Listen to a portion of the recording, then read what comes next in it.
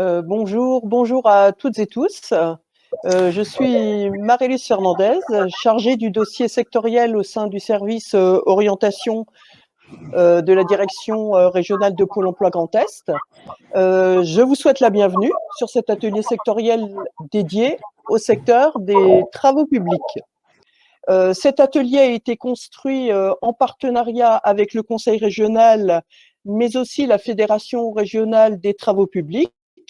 C'est pour ça que je serai accompagnée tout au long de l'atelier par Monsieur Éric Hardy, président de la commission emploi-formation de la FRTP Grand Est, et Guillaume Mangeard, secrétaire général de la Fédération des travaux publics de Champagne-Ardenne. Merci pour votre implication dans la construction de cet atelier, et puis merci de vous être rendu disponible aujourd'hui pour l'animation de cet atelier. Laurence de la Libera, qui est chef de projet au sein de la mission orientation et pilotage du Conseil régional, nous rejoindra un petit peu plus tard. Donc moi je me présente, je m'appelle Éric Hardy, je suis président de la commission emploi-formation de la Fédération des travaux publics du Grand Est.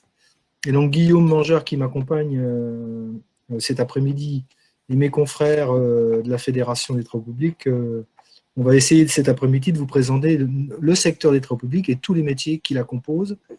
En introduction, qu'est-ce que c'est que la Fédération des travaux publics? La Fédération des travaux publics, elle est composée de plusieurs syndicats professionnels qui composent cette grande Fédération des travaux publics.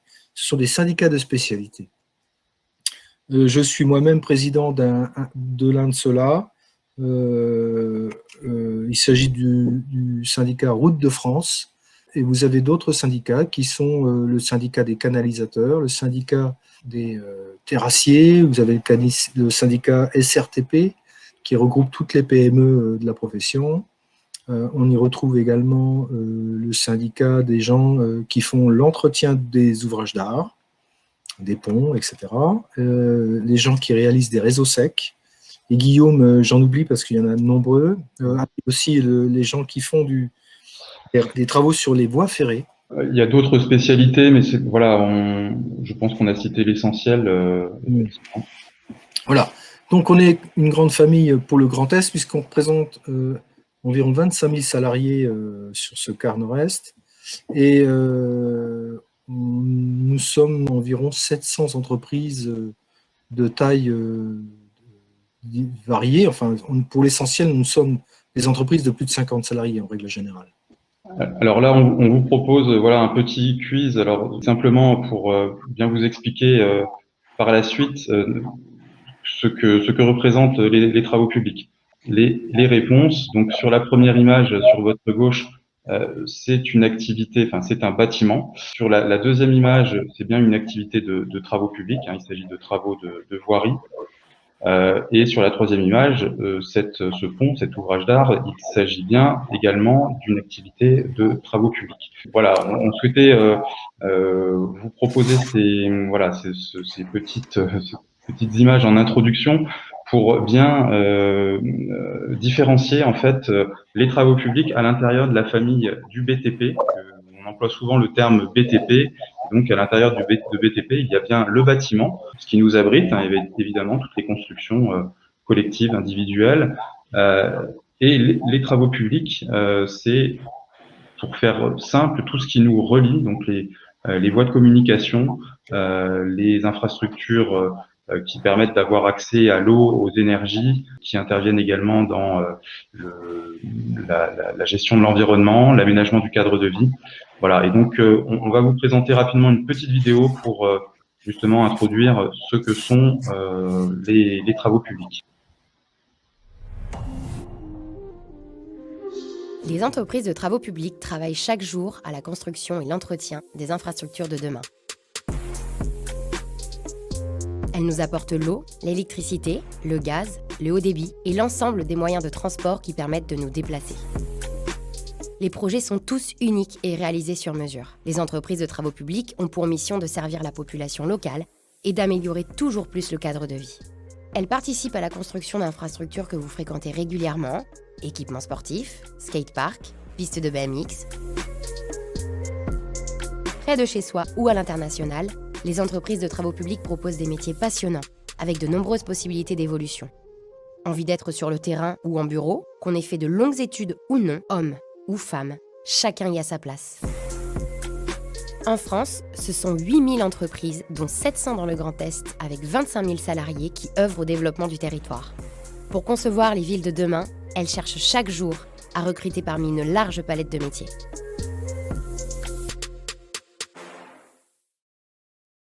Donc voilà ce petit film en introduction pour que vous puissiez appréhender un peu plus précisément ce que recouvrent les activités de travaux publics.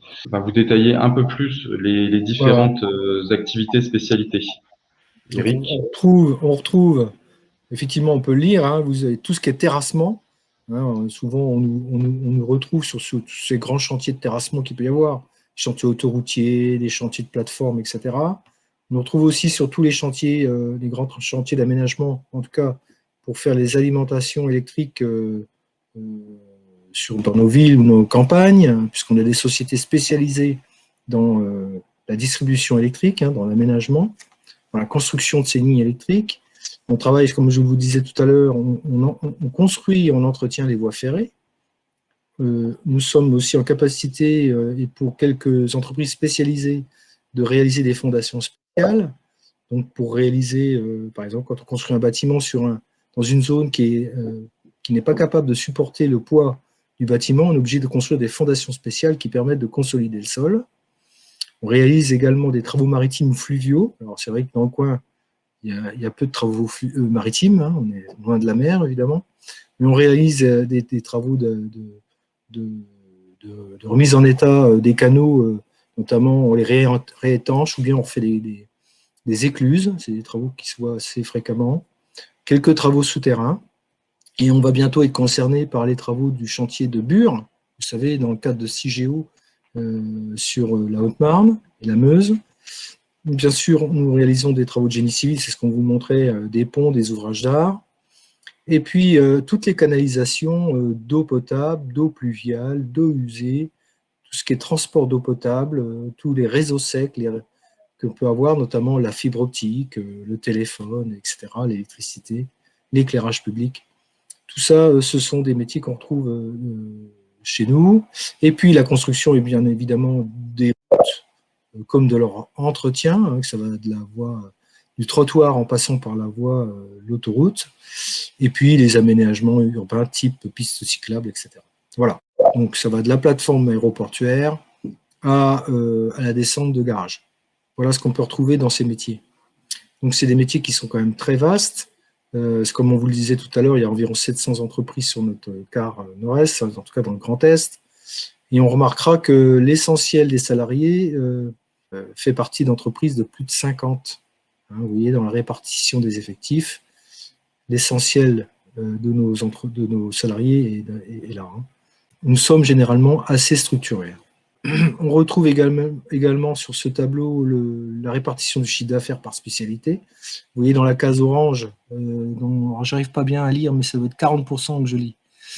Dans la case 40%, c'est tous les travaux réalisés par mon syndicat de spécialité, c'est-à-dire Route de France, travaux de route, d'aérodrome et aquatique, bon, bien qu'ici, il n'y en ait pas beaucoup. Vous voyez que les terrassements, tu me dis, Guillaume, si je ne m'abuse, que je n'ai pas les... Oui, alors vous citez donc les principaux... ça représente 16%, c'est ça? 16%, c'est ça. Ensuite, 10% pour les ouvrages d'art. Voilà, les canalisations d'eau et de gaz qui représentent 15%. Voilà. Et les travaux électriques, 13%. Voilà, pour l'essentiel des activités, des spécialités. Voilà, merci Sur la région Grand Est. On a le plaisir d'accueillir un de mes confrères qui s'appelle Guillaume Berlot, qui est chef d'établissement d'Eiffage Route à Troyes, et qui va pouvoir témoigner avec moi de ce qui se passe dans nos métiers. Merci Guillaume d'être avec nous cet après-midi. Voilà, on vous propose, pour que ce soit un peu plus interactif, donc quelques questions, un petit quiz. Donc la première, le secteur des travaux publics est innovant. Vous avez la possibilité normalement donc de répondre dans l'onglet sondage. Et puis je vais repasser la parole à Eric, qui va vous expliquer pourquoi. Alors oui, c'est vrai. Effectivement, c'est un secteur qui innove en permanence et qui, je dirais même aujourd'hui, s'emballe un petit peu, puisqu'il y a différentes innovations sur lesquelles on travaille, notamment on travaille sur des chaussées intelligentes, ce que nous on appelle des chaussées intelligentes, sur des chaussées aujourd'hui où des entreprises, des confrères sur lesquels les confrères travaillent, notamment, on essaie de communiquer, faire communiquer l'automobile ou le véhicule qui va passer sur cette chaussée, et de communiquer avec le véhicule et lui donner tout un tas d'informations, comme notamment l'état de la chaussée, la température du revêtement, l'état hydrométrique, savoir s'il pleut, s'il neige, etc. Sur le trafic qu'il précède, etc. Donc à travers aussi toutes ces informations, on va pouvoir mettre en place des signalétiques, en tout cas une signalétique adaptée et ad hoc, et notamment en mettant des panneaux à messages variables qui vont pouvoir donner des informations. Voilà. On a aussi développé dans ces métiers des peintures particulières qui peuvent souligner un danger ou un passage piéton et qui s'illuminent à un certain moment de la journée. Ça peut être lorsqu'il commence à faire plus sombre, ou bien lorsqu'il y a du passage de véhicules. Vous avez donc des innovations dans ce domaine, et aussi on essaie de faire des routes à énergie positive, c'est-à-dire qu'on va récupérer de l'énergie, par exemple, du soleil. C'est ce qu'on voit notamment sur la photo. Là, c'est des cellules photovoltaïques qui ont été installées sur des chaussées. On va récupérer de l'énergie, on va le transformer en électricité. On va essayer aussi, dans ce domaine, d'innover pour améliorer les conditions de travail de nos salariés. Alors ça, c'est pas le produit en lui-même, mais on va travailler sur l'amélioration des conditions de travail de nos salariés en leur mettant à disposition des exosquelettes. Alors, c'est des choses qui commencent à se faire de plus en plus pour soulager le salarié dans la réalisation de ses tâches quotidiennes. On travaille aussi sur de l'éclairage intelligent. En tout cas, on a des sociétés qui font de l'éclairage et qui aujourd'hui proposent aux maîtres d'ouvrage, et notamment aux communes ou aux intercommunalités, des outils d'éclairement qui s'adaptent et à l'intensité de la lumière et aux besoins en cas si et seulement si il y a des présences sur le site. Le deuxième sondage, donc Voilà. il y avait 99% pardon, des répondants qui ont répondu vrai à la question sur l'innovation. Et donc le deuxième sondage, le secteur des travaux publics prend en compte le respect de l'environnement. Il y a 97% pour l'instant de vrai, 3% de faux. La réponse est vrai, bien évidemment. Enfin, bien évidemment, c'est pas forcément si évident, mais Non, on c'est pas va vous évident. expliquer pourquoi. On travaille sur de nombreux sujets. On travaille notamment sur les matériaux, en l'occurrence. Quand vous voyez ce qu'on appelle, nous, des enrobés, une route qui est faite avec un revêtement en enrobé, hein, c'est ce que vous appelez le macadam. Donc, c'est plus du macadam, hein, mais c'est ce qu'on appelle, nous, de l'enrobé. C'est une recette à base de bitume et de cailloux. Nos entreprises françaises travaillent notamment pour rendre ces supports, ces revêtements, notamment moins bruyants. Vous savez, quand les véhicules passent sur ces revêtements, généralement, ça peut être bruyant, ça peut générer du bruit. Donc, on a travaillé, il y a des boîtes qui ont inventé des revêtements qui absorbent le bruit et qui réduisent considérablement le bruit dans l'environnement. Donc, c'est quand même intéressant pour les riverains, par exemple, d'une route à fort trafic. On travaille également sur des enrobés drainants, c'est-à-dire qu'on est capable de réaliser des enrobés qui absorbent l'eau. Et ça, pour ceux qui sont de Champagne-Ardenne, peut-être que vous êtes déjà passé à une époque sur la traverse de Reims, la traverse sur l'ancienne autoroute qui passait dans Reims. Il y avait des enrobés drainants à une époque qui étaient faits. Et quand on arrivait par forte pluie sur cette zone, mais en fait, la pluie ne rebondissait pas sur la chaussée, elle était directement absorbée. Et au lieu d'avoir un gros brouillard d'eau devant soi, d'un seul coup, on n'avait plus rien. Donc c'était un confort visuel incroyable. Et surtout, il n'y avait plus d'eau, plus de risque d'aquaplaning. C'est un élément important. Et en termes d'environnement, c'était directement récupéré et directement rejeté dans le milieu naturel. On travaille aussi sur des couleurs, parce que vous savez que pour lutter contre les réseaux de chaleur urbains, on travaille notamment, non seulement on fait des enrobés drainants pour absorber l'eau et la stocker, mais aujourd'hui aussi on fait des enrobés de couleurs qui permettent justement d'absorber en tout cas de ne pas absorber la chaleur. Si vous avez des enrobés noirs, le noir absorbe la chaleur et la restitue.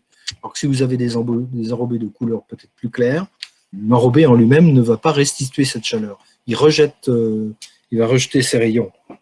D'autres idées, c'est qu'aujourd'hui, on consomme de plus en plus de matériaux à base de béton recyclé ou de matériaux recyclés issus du bâtiment ou même de nos travaux dans les travaux publics, puisque tous les matériaux qui avant étaient mis en décharge, aujourd'hui, on les récupère, on les trie. On fait un gros travail de triage, on les reconcasse et on va les réemployer dans nos structures de chaussée. Donc, on fait des matériaux de seconde génération qui sont tout à fait utiles et tout à fait réutilisables dans de bonnes conditions pour éviter d'aller consommer des matériaux issus de carrières naturelles et d'aller faire des gruyères partout, notamment si on parle que des matériaux issus de la Champagne-Ardenne. C'est le plat pays par ici, on n'a que des carrières alluvionnaires, on n'a pas de carrière de roches massives, et donc on fait des gruyères le long de la Marne ou de l'Aube, et on fait des petits trous, et à chaque fois on les remplit, soit on les rebouche avec des matériaux, soit on en fait des petits lacs ou des petits étangs. Donc c'est quand même pas formidable au bout d'un moment, surtout quand il y en a de trop. Donc on essaie de réemployer un maximum de matériaux afin d'éviter toutes ces exploitations de carrière. On essaye aussi d'utiliser de plus en plus des matériaux, des liants végétaux à la place du bitume qu'on met en œuvre dans nos recettes d'enrobés. Donc ces liants végétaux, ils peuvent être alors il y a des végétaux, mais aussi des liants de synthèse. Vous voyez, donc il y a deux axes de travail. Donc les liants végétaux, je me souviens, les premiers liants végétaux qu'on utilisait, c'était des huiles de colza, je crois de mémoire. Ça sentait un peu la frite quand on les mettait en œuvre, c'était assez amusant. C'est quand même un petit peu plus sympa que de mettre en œuvre des bitumes. On a un autre axe de travail sur ces enrobés. Vous savez que ces enrobés, jusqu'à maintenant, étaient utilisés à chaud. C'est des matériaux qu'on mettait en œuvre autour de 160 degrés. Donc pour fabriquer, vous nous imaginez, pour monter en température des matériaux, des gravillons, des sables à au-delà de 160 degrés et de les mélanger avec des bitumes, ça nécessite une énergie considérable. On consomme du gaz en grande quantité, puisqu'on est obligé d'envoyer une flamme importante à travers un tube pour sécher et pour monter en température ces matériaux. Et aujourd'hui, pour moins consommer d'énergie, on a réussi à trouver des recettes d'enrobés à base de ce qu'on appelle, avec des formules d'enrobés tièdes. C'est-à-dire qu'on chauffe moins les matériaux, on ne les chauffe plus qu'à 100-120 degrés. Ou encore des enrobés à froid où on descend encore plus bas. On est parfois sur des températures qui avoisinent les 20 à 60 degrés. Voilà, pour les fabriquer. Donc, vous imaginez qu'en termes de consommation d'énergie, ça n'a plus rien à voir du tout. Donc, on travaille sur ces sujets-là. Qu'est-ce qu'on fait d'autre encore? Sur les matériels aussi, on a aujourd'hui une vraie pression et on essaye d'utiliser de plus en plus des énergies alternatives pour utiliser nos matériels. On a aujourd'hui la possibilité d'utiliser sur les petits engins des matériels équipés de batteries, donc qui ne consomment plus de gasoil. Donc, mais on n'en est encore qu'au début, puisqu'aujourd'hui, les gros engins de terrassement, dans le meilleur des cas, sont hybrides, mais on n'a encore pas trouvé la solution idéale pour remplacer le gasoil, même si aujourd'hui, certaines entreprises commencent à travailler sur des moteurs qui fonctionnent à base d'hydrogène. On est en permanence en train d'innover, soit sur les techniques de mise en œuvre, soit sur les matériaux, soit sur les matériels, toujours en train d'essayer d'améliorer la qualité de vie, de vie pour nos salariés. Donc il y a des progrès considérables qui sont faits dans notre profession. Et en matière d'environnement, il ne faut pas oublier que nos entreprises travaillent aussi concrètement à la construction d'infrastructures qui servent la transition écologique, puisque nos entreprises travaillent sur les réseaux d'eau et d'assainissement, donc c'est quand même des choses qui sont essentielles en matière d'environnement. On travaille également sur les énergies renouvelables, puisqu'on a des entreprises qui travaillent sur les chantiers éoliens, sur les parcs photovoltaïques. Voilà, il y a un ensemble de, je ne vais pas vous faire la liste de toutes les infrastructures, mais on est en train de déployer justement une communication pour valoriser ces infrastructures sur lesquelles nos entreprises travaillent et qui contribuent très concrètement à répondre à cet enjeu de transition écologique. Est-ce que je vais rebondir sur ce que tu dis, Guillaume, à propos de l'eau potable. C'est vrai, c'est un point important. On sait qu'en France, il y a plus de 30% du volume d'eau qui est pompé dans la nappe phréatique qui est perdu.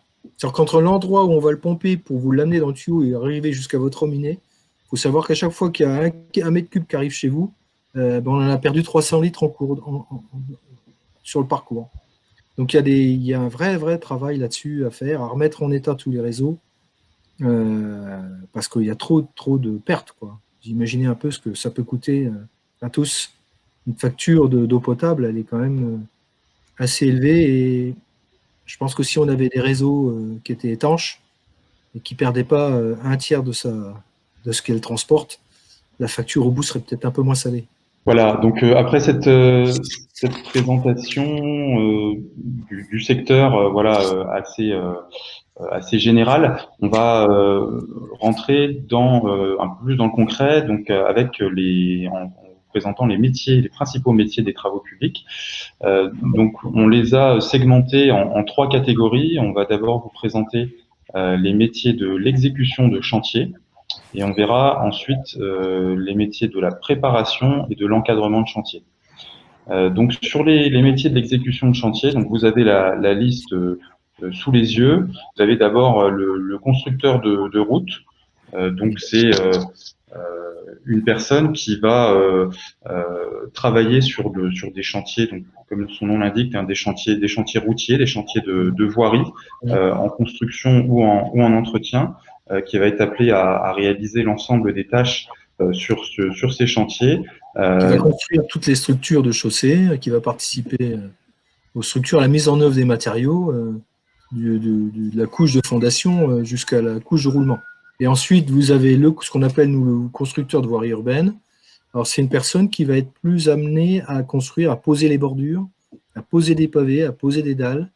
On va travailler sur des matériaux plus qualitatifs. Ouais. Des aménagements urbains, en fait, des trottoirs, des places de village. Voilà. Si je peux me permettre d'ajouter quelque chose, constructeur de route, c'est aussi tout l'entretien du réseau routier qui est réalisé par les agents constructeurs de route. Et puis vous avez le constructeur en canalisation, donc c'est toutes les personnes qui vont construire soit des réseaux d'eau potable, soit des réseaux d'eau pluviale, soit des réseaux d'eau usée. On a une petite vidéo qui est donc issue d'une visite de chantier virtuelle que nous avons réalisée au mois de mars à destination des publics scolaires principalement.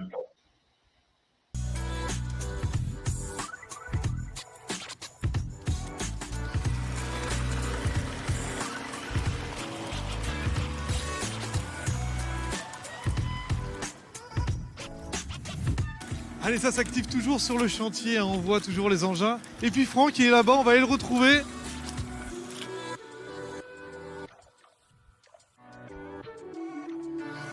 Bon Franck, tu es donc canalisateur et chef d'équipe? Tout à fait. À quoi correspond ton rôle? Alors mon rôle de canalisateur, c'est de poser les tuyaux donc, sur le chantier, à une certaine profondeur qui est donnée. Bon, ce qui est intéressant quand même, c'est que là on voit beaucoup de gaines, de tuyaux sur les chantiers. Et en fait, c'est pour passer un petit peu tout. Bah là, par exemple, c'est pour passer les grosses gaines qui sont là. Ça sera pour passer la fibre. Il va avoir l'éclairage extérieur. En fonction des diamètres, il y a un câble qui va dedans.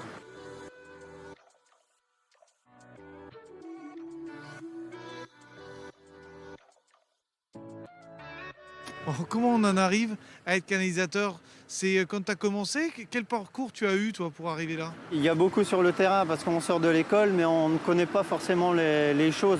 On connaît certains trucs mais pas énormément. C'est vraiment sur le terrain qu'on apprend plus. Si on en veut, il n'y a pas de souci. J'ai commencé, j'étais avec un ancien qui m'a montré le boulot. Bon, je ne savais pas trop, je sortais des écoles, donc voilà, il m'a appris. Et au bout d'un an et demi, j'avais la volonté, je voulais mon objectif, donc et j'ai fini un chantier, le Colombey-le-Sec. Ça a duré 3 ans. J'ai été pendant 1 an et demi avec un chef et après j'ai fini le chantier comme responsable, comme chef d'équipe.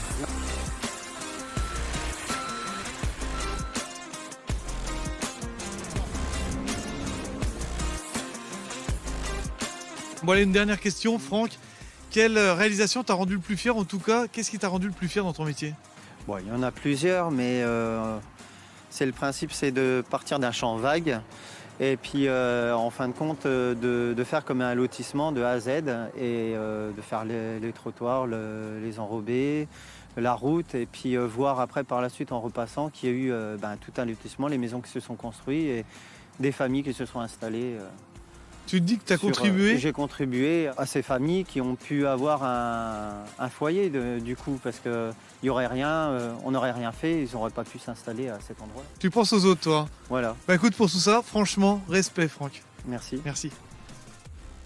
Voilà donc l'exemple d'un métier, le constructeur de canalisation, puisque ça vous a été dit en introduction dans le portrait du secteur, mais une partie des activités de travaux publics se passe sous le niveau de la terre, puisque tous les réseaux auxquels vous avez accès au quotidien sont construits, entretenus par nos entreprises, donc réseaux d'eau, d'assainissement, d'électricité, de gaz, de fibre optique. On aime bien prendre dès le départ des jeunes qui sont passés par la case formation, et notamment ceux qui sont passés en CAP pour débuter dans nos métiers. Et on apprécie plus volontiers les jeunes qui sont passés par l'apprentissage, que c'est quand même un bon moyen d'apprendre le métier. Mais c'est pas une obligation. On a réussi il y a encore quelques années à Châlons-en-Champagne, mais je ne vais pas dévoiler les choses tout de suite. On a réussi à faire de l'insertion, à faire rentrer des personnes éloignées de l'emploi dans ce métier, en les formant à minima. Voilà. Mais vous avez vu sur le petit film que pour devenir effectivement canalisateur, il faut commencer idéalement avec un CAP, canalisateur ou constructeur de route, ou même conducteur d'engin, pour débuter dans la profession, parce qu'il y a quand même pas mal de choses à apprendre dans ce métier. Il faut apprendre les outils, connaître les matériaux, savoir comment ils se mettent en œuvre, savoir comment on travaille en sécurité. Et croyez-moi, la sécurité dans ce métier, elle est super importante, parce que c'est un métier qui peut être dangereux si on n'observe pas un minimum de règles. Malheureusement, parfois, il y a encore des gens imprudents qui se mettent en danger, donc on veut vraiment éviter ça.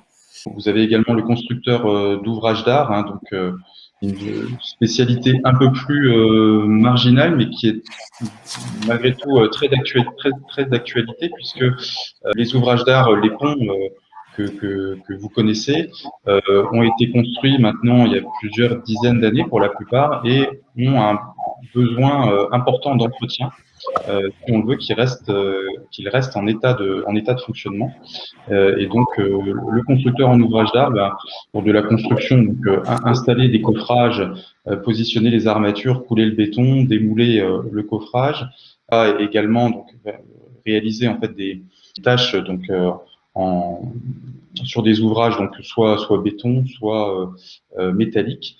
Donc il faut avoir des notions importantes en matière de dessin, de géométrie, de résistance des matériaux. On a évidemment le métier de conducteur d'engin, puisque dans notre profession on utilise beaucoup d'engins, et donc c'est un métier important au sein des entreprises, des compétences qui sont précieuses. Donc on a également un petit film à vous passer sur ce métier de conducteur d'engin.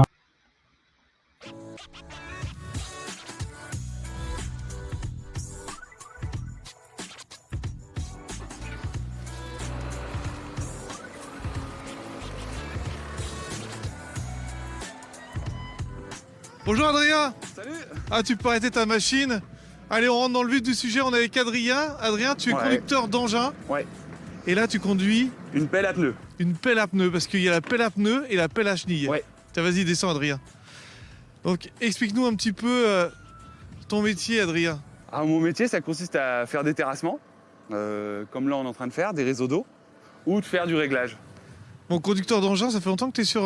4 ans. 4 ans sur cette... 4 ans sur... j'ai eu 2 fois 2 pelles. Bon, quand tu es conducteur d'engin comme ça c'est ta pelle. Ouais, et tu gardes toujours ton même engin? Toujours, ouais. Je suis attitré dessus, ouais. Qu'est-ce qui te plaît autant d'être dans ton engin? C'est à toi, c'est le tien? Ça a toujours été un rêve, donc oui, c'est une passion même. Donc tous les matins, je me lève, j'ai la banane, quoi. T'en prends soin? Ouais. Donc c'est une maintenance tous les matins? Bah tous les matins, ouais, je fais les niveaux, filtre, huile, tout.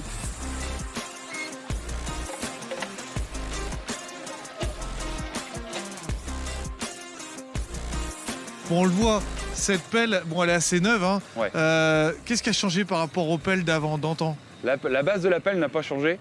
C'est toujours 2 joysticks pour tirer sur les manettes. Mais il y a plus de technologie. Beaucoup d'électronique maintenant. Il y a un écran tactile et on gère tout avec l'écran tactile. Tout ce qui est clim, on a des caméras à 360 degrés. Moi, une fois dedans, je vous vois tout autour de la pelle. Est-ce que c'est difficile? Au début, tu as une petite formation ou tu apprends par toi-même? Oui, il y a des formations. Il existe un CAP conducteur d'engin. Mais c'est juste, ça donne vraiment les bases. Après, c'est sur le terrain qu'on se forme vraiment. De ton côté, tu es parti sur ton CAP vers 16 ans, c'est ça? Ouais, bah, dès 16 ans, j'ai commencé en apprentissage, en alternance.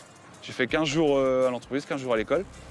Pendant 2 ans? Pendant 2 ans, ouais, CAP constructeur de route. Qu'est-ce que tu aimes le plus dans ton métier? Déjà, chaque jour, c'est différent. Déjà, travailler dehors. Bon, c'est sûr que des fois, on a des contraintes quand il fait froid, il pleut ou quand il fait très chaud.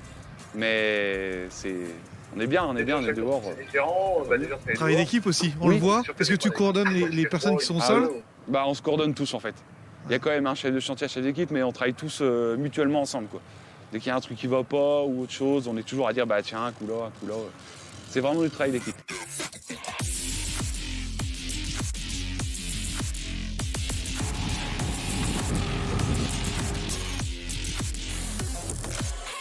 Bon, Adrien, quel chantier t'a rendu le plus fier depuis que tu fais ce métier? Bah, la rue Muselau. J'ai fait avec mon maître d'apprentissage, j'ai toujours travaillé avec lui. J'ai commencé vraiment à 16 ans. La rue commerçante, ouais, hein. C'est vraiment le chantier qui m'a marqué.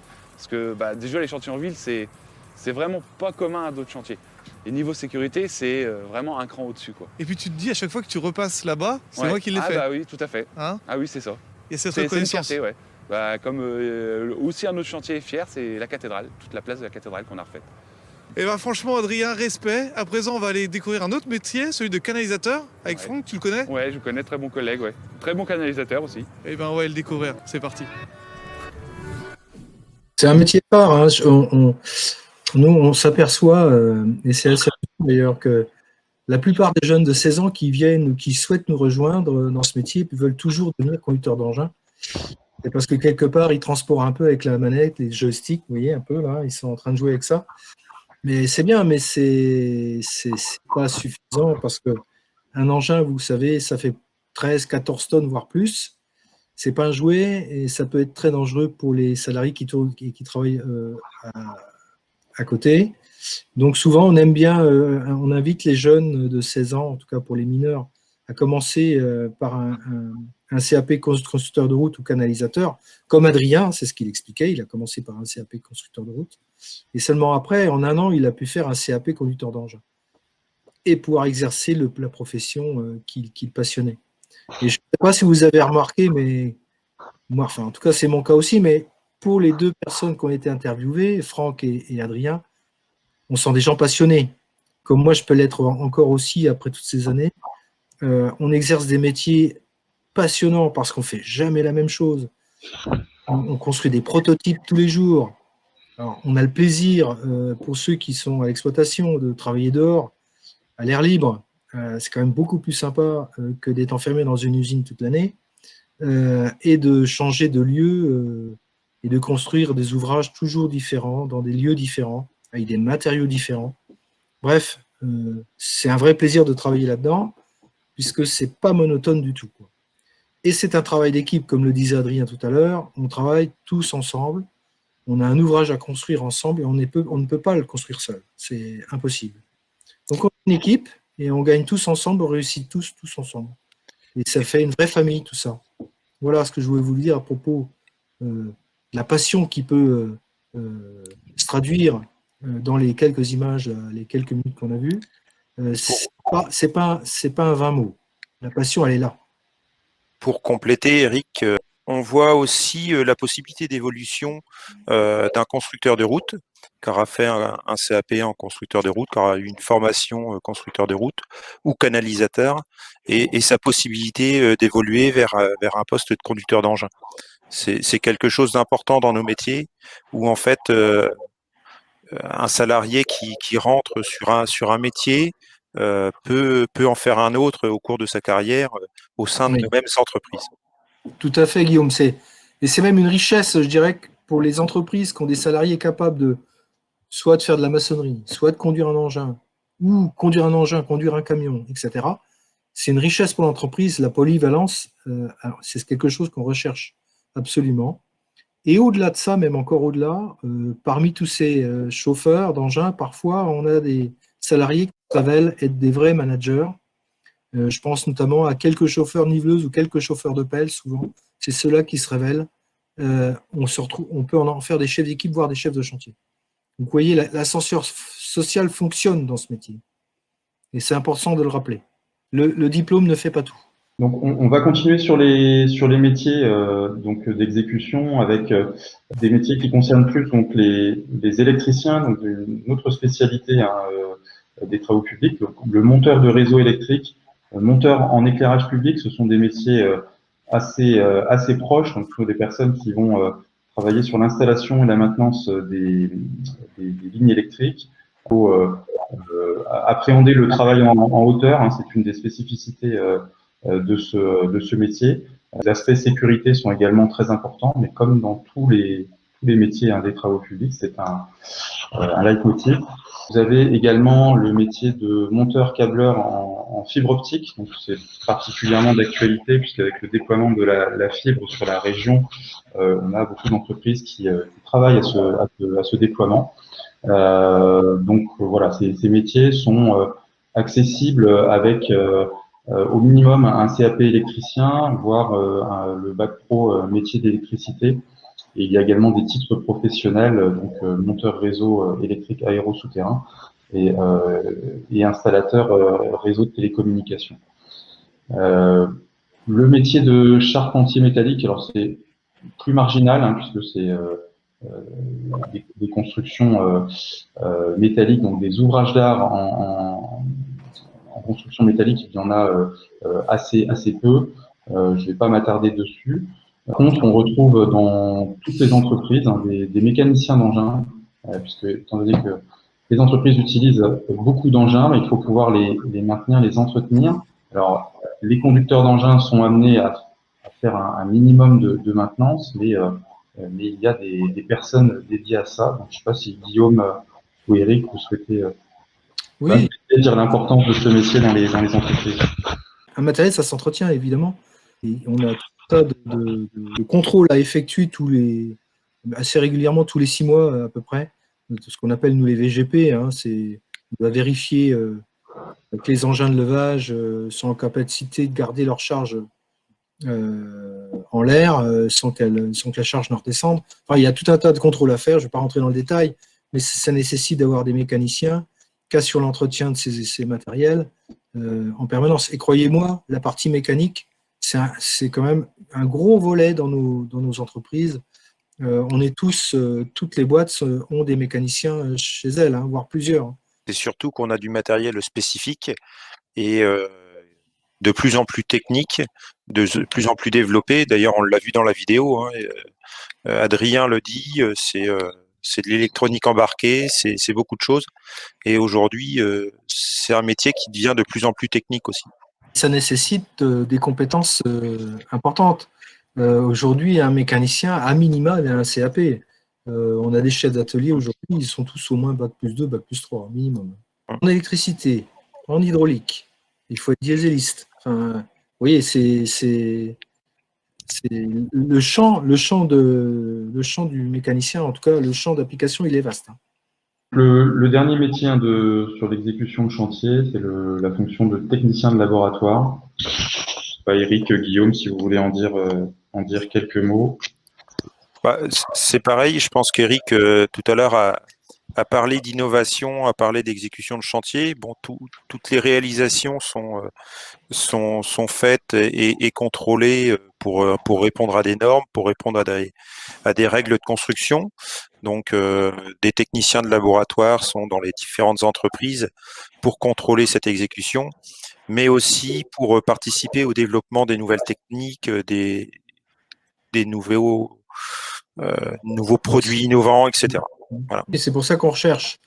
Alors, vous voyez, dans toute la gamme, on recherche du CAP, évidemment. Idéalement, on préfère avoir des gens diplômés, bien entendu, mais pas seulement.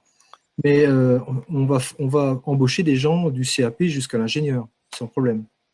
D'ailleurs, on va passer donc au métier de préparation de chantier et d'encadrement, donc qui nécessite des niveaux d'études un peu plus importants. Et on y reviendra tout à l'heure, mais sur l'ensemble en fait de ces fonctions, les entreprises ont des besoins et ont souvent des difficultés de recrutement, c'est-à-dire que sur l'ensemble de ces métiers, que ce soit sur les métiers d'exécution jusqu'aux métiers d'encadrement, les recrutements ne sont pas faciles. Et voilà, donc d'où l'importance de cet atelier aujourd'hui pour mieux vous faire connaître ces métiers. On manque considérablement de chefs de chantier, de géomètres, de conducteurs de travaux dans notre profession. Et ce sont des niveaux Bac plus 2, Bac plus 3 et Bac plus 5. Et en fait, on s'aperçoit qu'on a du mal à les recruter. C'est d'autant plus vrai dans les zones les plus rurales, on va dire.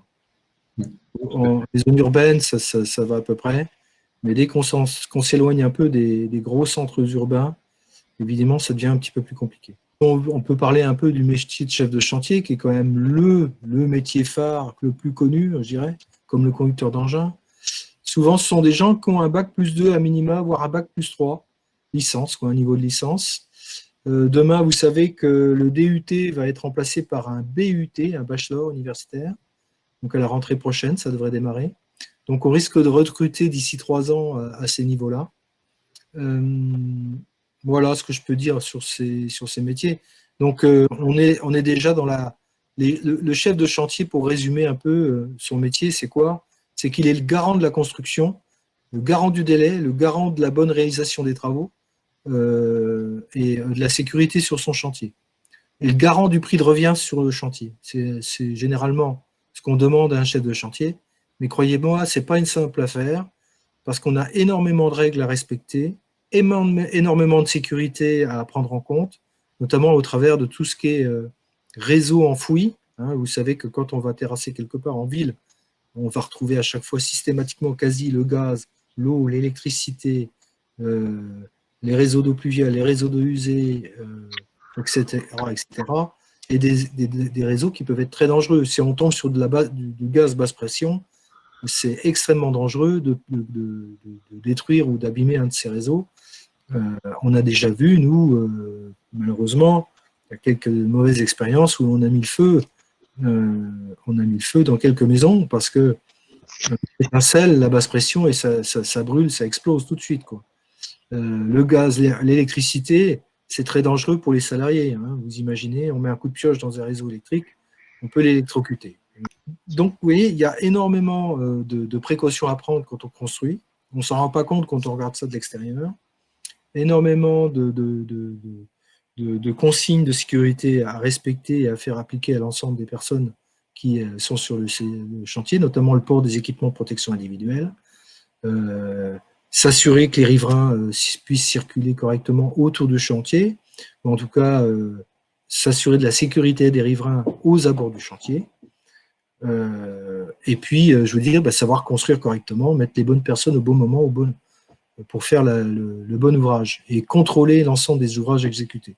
Ça fait quand même pas mal de choses pour un chef de chantier. Et ça nécessite aujourd'hui des gens bien formés, d'un niveau Bac plus 2 ou Bac plus 3 à minima. Nous avons une petite vidéo donc, sur le chef de chantier.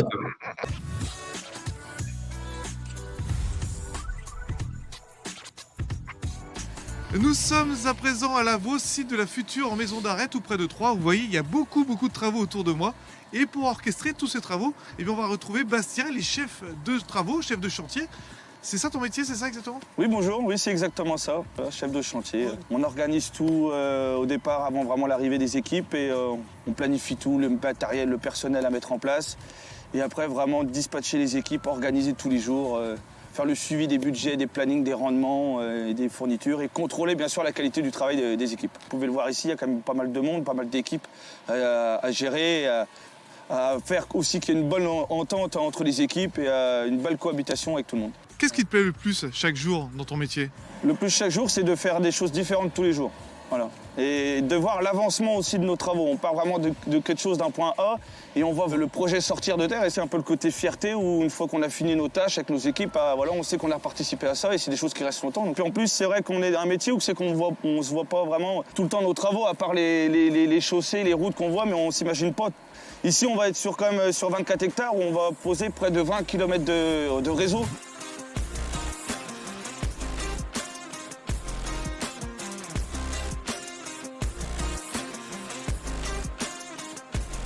Bon Bastien, on le voit, c'est un métier passionnant. Combien d'études faut-il faire? Combien d'années d'études faut-il faire? Alors donc pour ma part, chef de chantier, donc après un bac général, je suis parti donc en DUT génie civil à l'IUT de Reims. Donc c'est sur 2 ans. Et après, pour être plus spécifié vraiment dans les travaux publics, je suis parti sur une licence travaux publics technique routière à l'IUT à Nancy. Donc au total, un bac plus 3? Bac plus 3, voilà. Et après, tu arrives tout de suite chef de chantier? Non, alors les premières années, vraiment, il faut quand même apprendre vraiment les bases du terrain. Donc vraiment être avec les ouvriers VRD sur place, savoir déjà utiliser les outils de base, la pelle, la pioche, vraiment pour montrer et savoir de quoi on parle après. Et après, travailler avec, on va dire en aide avec des chefs d'équipe, déjà aussi voir aussi déjà le management d'un chef d'équipe sur une équipe pure et sur une tâche, et après monter petit à petit et voilà. Bon, Bastien, on le voit sur ton métier de chef de chantier, il y a beaucoup de paramètres importants et l'environnement n'est pas oublié. Oui, alors surtout sur ce chantier-ci, déjà la particularité, c'est que sur ce chantier-ci, rien ne va sortir du chantier. Donc tout ce qui est terrassé et utilisé sur ce chantier reste sur place. Voilà, tous les déblais vont être stockés à certains endroits pour former aussi des merlons, pour avoir aussi un côté esthétique. Et rien n'est évacué, donc déjà, du coup, pas de transport supplémentaire, pas de transport qui ne servent pas. Et on essaye vraiment d'utiliser le maximum de matériaux sur place et éviter d'aller acheter trop loin.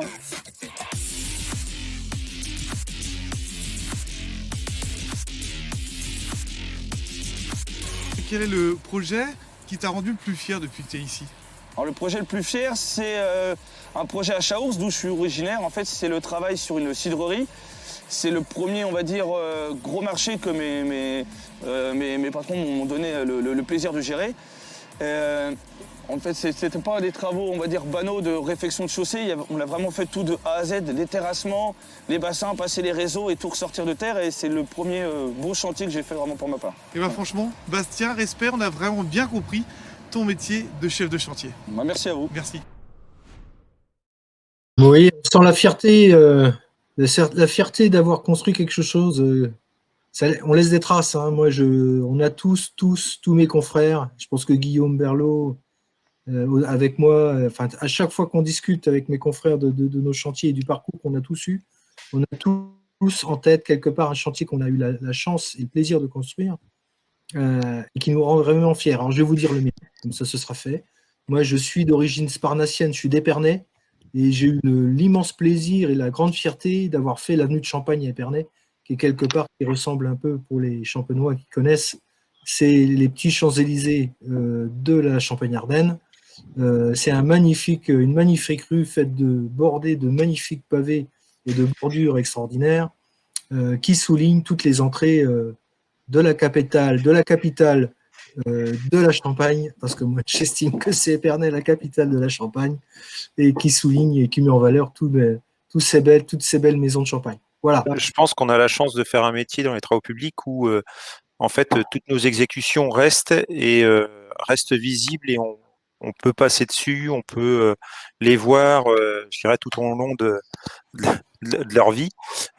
Donc, on peut repasser sur nos exécutions 1 an, 2 ans, 10 ans après, un peu comme vient de le dire Eric, et l'ensemble des salariés de notre secteur peut avoir la satisfaction de leur travail quand ils passent en famille sur une rue qu'ils ont refaite. On a eu le témoignage d'Adrien Ouzlot, que ça peut faire partie de mes souvenirs parce que ce jeune-là, donc on est plus dans la même entreprise, mais j'ai pu travailler avec quand il était en apprentissage, et effectivement, je me souviens de ce chantier qu'il a intégré et où on peut avoir la fierté de telles réalisations. Oui, c'est quelque chose qui est important, et je peux vous garantir que cette fierté-là, ça nous, enfin, on est tous conscients, on partage tous cette même chose-là, quoi. Et parce qu'on va laisser quelque part, et comme tu le disais à juste titre, Guillaume, on va laisser une trace de notre passage. Alors, c'est des ouvrages plus ou moins prestigieux, hein, bien sûr. Quand on fait un parking d'hypermarché, il n'y a rien de prestigieux là-dedans.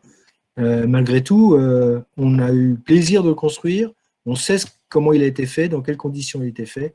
On est toujours heureux, en tout cas, que quand je me souviens, j'étais chef de chantier au début de ma carrière. J'étais heureux de montrer à mes enfants ce que j'étais en train de construire ou ce que je venais de construire. Et ne pas oublier non plus le contact qu'on peut avoir avec les gens. Quand un chef de chantier ou un compagnon réalise la place du village, rencontre le maire en réunion de chantier, et 5 ans après, le rencontre à nouveau dans un tout autre cadre au cours d'une festivité, et où il y a une certaine reconnaissance des gens pour le travail qu'ils ont réalisé, et ça, c'est une vraie satisfaction pour nos compagnons. Ouais, tout à fait, ouais. Une vraie reconnaissance.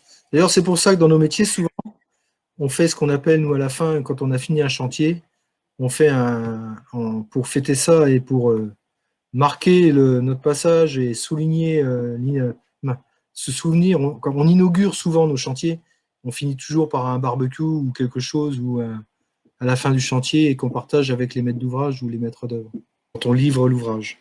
C'est notre côté un peu, on aime ça dans nos métiers, partager. Oui, peut-être expliquer rapidement les différences entre chef d'équipe, chef de chantier, conducteur de travaux. Alors, chef d'équipe, c'est, comme son nom l'indique, c'est celui qui s'occupe directement des ouvriers, des compagnons sur le chantier. Donc, il a une petite équipe à gérer de 3 ou 4 personnes, voire plus. Le chef de chantier, il peut gérer un chantier, voire plusieurs chantiers.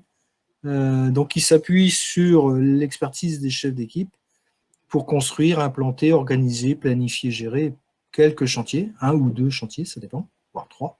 Et le conducteur de travaux a souvent la charge de piloter plusieurs chefs de chantier. Alors lui, c'est le petit entrepreneur dans l'entreprise, hein, c'est-à-dire qu'il est patron de plusieurs chantiers, il est garant des délais, effectivement, de la bonne réalisation des travaux avec ses chefs de chantier, mais aussi garant du résultat, puisque nous ne sommes pas des entreprises, en tout cas nous sommes des entreprises et pas des associations. Loi 1901, évidemment il faut qu'on gagne un peu d'argent à la fin de l'année, sinon on n'a pas lieu d'exister. Et donc, il est garant du résultat, c'est lui qui planifie, c'est lui qui coordonne, c'est lui qui budgète l'ensemble des ouvrages et qui fait en sorte que les ouvrages soient amenés à leur terme dans de bonnes conditions et à la satisfaction de son client. Et surtout, qui a la relation avec tous les acteurs de la construction et de l'ouvrage, donc le client, le maître d'œuvre, les bureaux d'études, etc. C'est important, il a un rôle commercial essentiel. Donc, on est passé un peu rapidement sur les métiers de la préparation de chantier, mais on a aussi deux métiers importants, hein, le chargé d'études qui va être chargé de préparer, de construire la réponse à l'appel d'offres, puisque la particularité des travaux publics, c'est de travailler à 70% pour la commande publique, donc pour des collectivités, pour les collectivités locales ou pour l'État.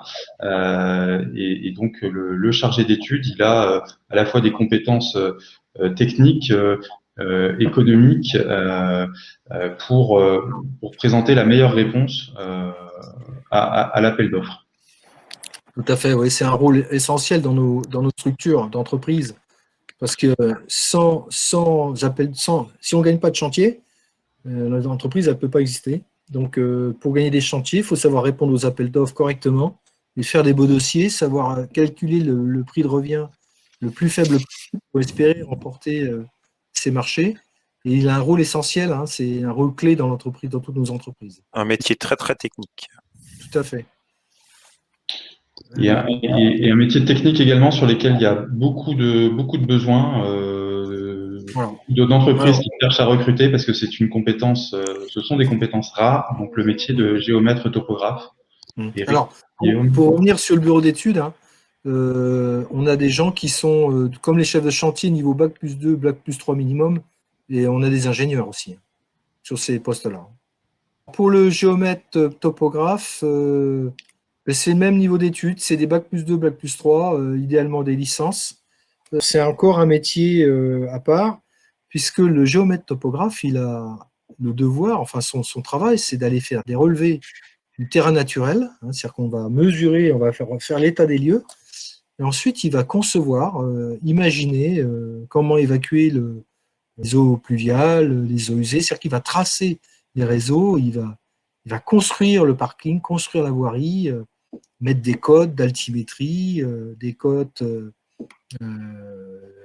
pour pouvoir construire en imaginant le futur projet. Souvent, on est appelé dans les marchés privés à concevoir. On a parfois des clients qui nous disent ben voilà, moi je veux un parking pour y mettre tant de poids lourds. Eh bien, le géomètre, il va calculer, il va imaginer l'emplacement des stationnements, l'emplacement de la borne à gasoil, l'emplacement de l'air lavage, et puis une fois qu'il a imaginé tout ça, il va mettre les réseaux qui vont permettre d'alimenter le gasoil, enfin encore en électricité la borne à gasoil, d'alimenter en eau l'air de lavage, d'évacuer les eaux de l'air lavage, etc., etc. Donc il va concevoir, et puis une fois qu'il a conçu, quand on remporte le chantier, il va faire ce qu'on appelle aujourd'hui un plan d'exécution.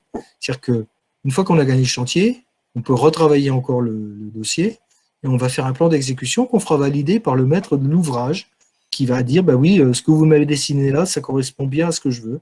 Donc vous pouvez construire de cette façon-là ce que vous avez imaginé. Et bien sûr, une fois que ça c'est validé, on va aller l'implanter. C'est-à-dire qu'on va aller mettre les points principaux sur le chantier pour que le chef de chantier puisse construire, ou bien alors il va pouvoir, avec les nouveaux outils qu'on a aujourd'hui, on va pouvoir renseigner une base de données, en tout cas, et mettre les outils comme les niveleuses, les bulles, les pelles, il va pouvoir asservir ces matériels-là en fonction du plan qu'il aura imaginé. Je ne sais pas si vous voulez jusqu'où ça va.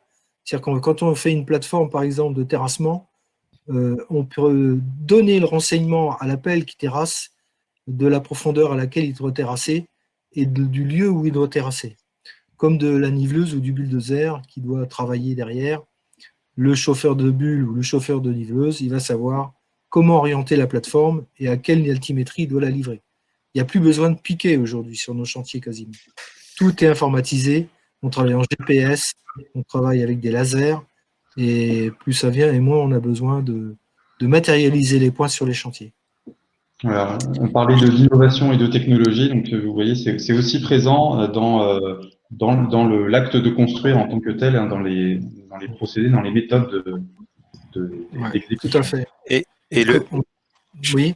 Pour compléter aussi le métier de géomètre, donc une fois que le chantier est réalisé, il a aussi pour mission de venir recollecter toutes les données d'information pour remplir des bases de données et renseigner des bases de données qu'on redonne au maître d'ouvrage. C'est ce qu'on appelle le plan de recollement, le DOE, etc. Et renseigner aussi ça de manière réglementaire, tout ce qui est relevé de réseaux sensibles pour justement éviter les accidents au moment d'intervention ultérieure sur les chantiers. Donc ça, c'est un rôle très important du géomètre qui est garant de tout cela. Et effectivement, avec des matériels aujourd'hui de plus en plus développés, les GPS, etc., des cannes, voilà, des moyens. Des outils informatiques très puissants aujourd'hui. Hein. Je vois, j'ai des géomètres aujourd'hui, ils passent des fois des journées complètes au bureau à construire le plan, à construire le chantier, l'ouvrage, et ils passent plus de temps maintenant au bureau à le construire qu'à aller l'implanter sur place. Hein. Une fois que c'est construit, une fois que c'est informatisé, mettre ça dans des cannes GPS et le chef de chantier tout seul va implanter son chantier. Hein. Il n'y a besoin de rien. Tout à fait. C'est assez impressionnant. Voilà. On va avancer donc sur ces deux métiers. Sachez simplement que vous avez des vidéos comme pour les autres métiers, enfin les vidéos qui ont été visionnées plus tôt, que vous pouvez retrouver sur notre chaîne YouTube, la chaîne YouTube de la FRTP Grand Est. Deux petites questions pour avancer sur les métiers. Donc une question sur la mixité. Les métiers des travaux publics sont réservés aux hommes, vrai ou faux? Non, évidemment que non. Le métier des travaux n'est pas réservé qu'aux hommes, et heureusement. En fait, le métier se féminise un petit peu plus tous les ans, je trouve, et c'est vraiment bien parce que le personnel féminin apporte beaucoup à la profession. J'ai eu le plaisir, moi, il y a encore quelques années, j'avais embauché une jeune femme pour conduire une chargeuse de 13 tonnes qui a fait le boulot, vous voyez. Donc, c'est un petit bout de chou. Elle a conduit sa chargeuse sur un chantier. Ça pose aucun problème. Elle est devenue après chef d'équipe, cette personne. Je peux vous garantir qu'elle en voulait un peu plus que les garçons sur les chantiers. Donc, c'était assez exemplaire. Et je pense que les filles, aujourd'hui, elles ont tout à fait leur place. On en trouve, alors bien sûr, on en trouve beaucoup dans les tâches classiques, ressources humaines. On les retrouve au laboratoire chez nous aussi, pour beaucoup. La compta, etc. Mais on les retrouve aussi de plus en plus sur les chantiers, même dans des camions. Puis, on a des chefs de chantier féminins et des conducteurs de travaux féminins. Donc, il n'y a pas de souci, on les accueille avec plaisir. Au contraire. Quelle est la part des femmes, Monsieur Hardy ou Monsieur Mangeard? C'est encore très faible. C'est encore très faible. Je ne sais pas en pourcentage. S'il y a 5% de personnel féminin, ça doit être tout pour l'instant. D'accord, merci. Mais c'est ouvert. Mais c'est pas récent. Hein.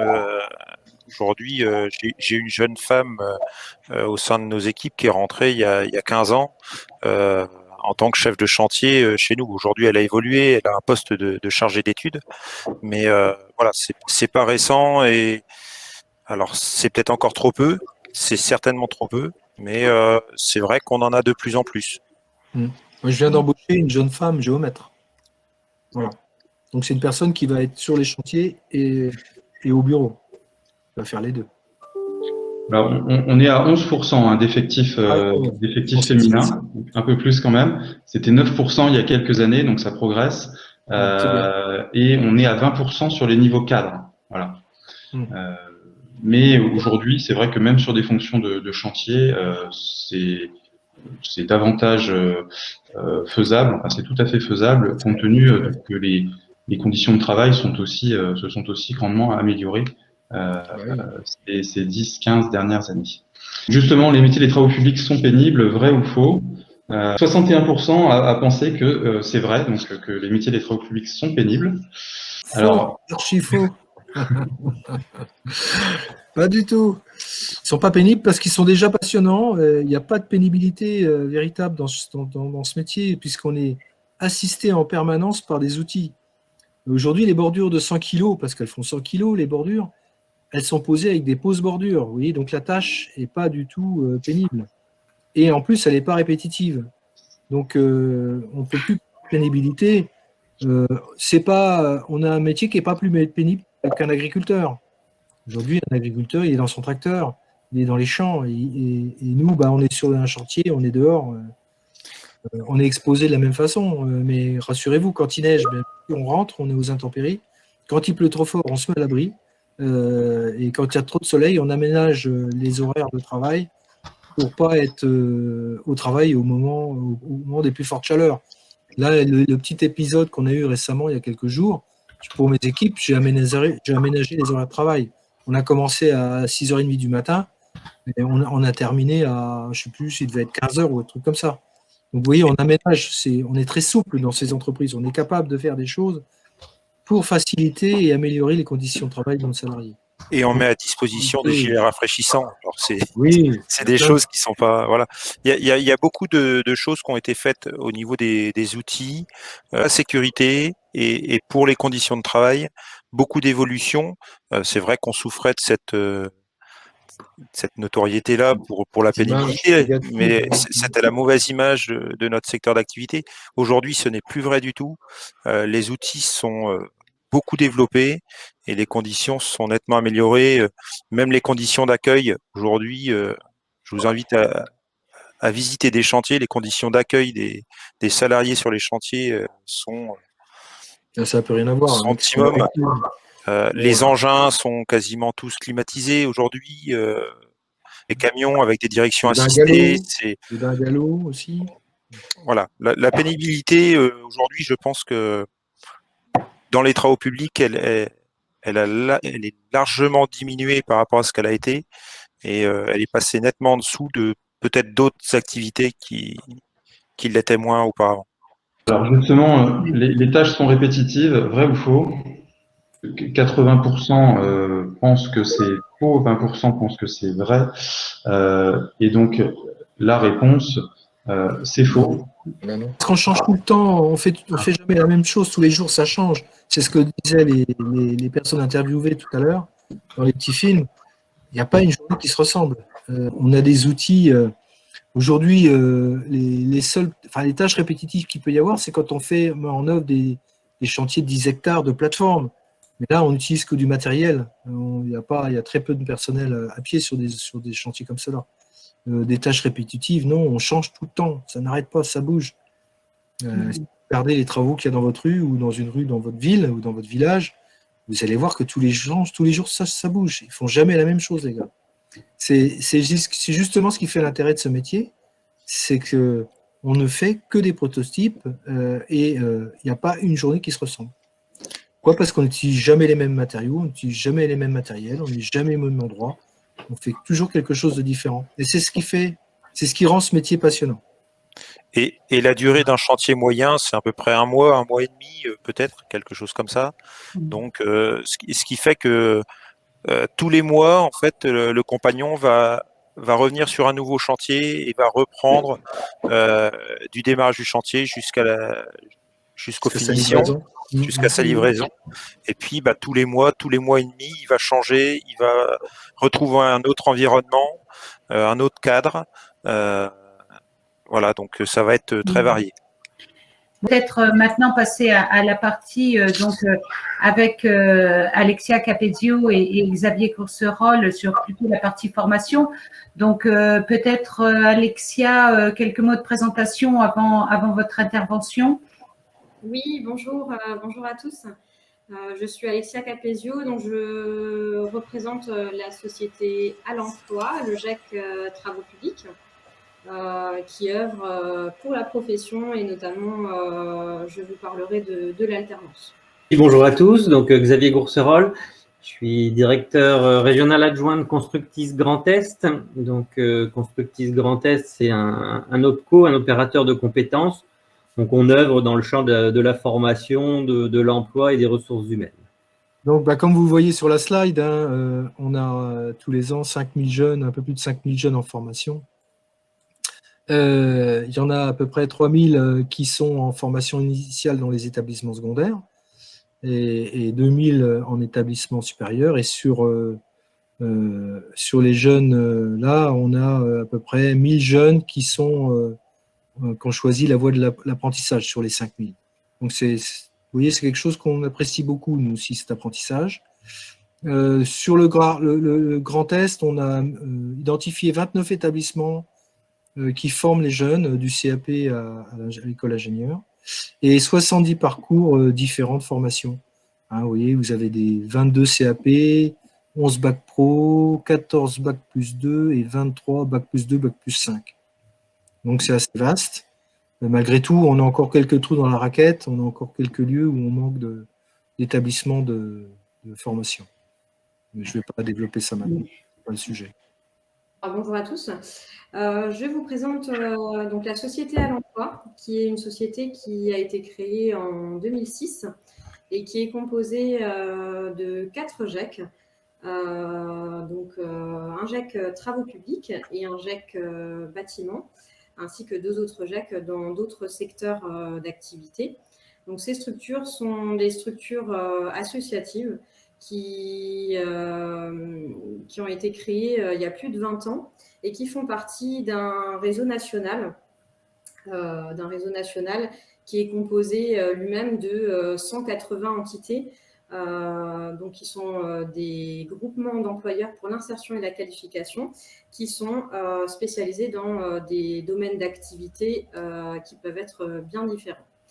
Donc, souvent, on nous pose la question de savoir qu'est-ce qu'un GEC. Donc, cet acronyme, c'est un groupement d'employeurs pour l'insertion et la qualification.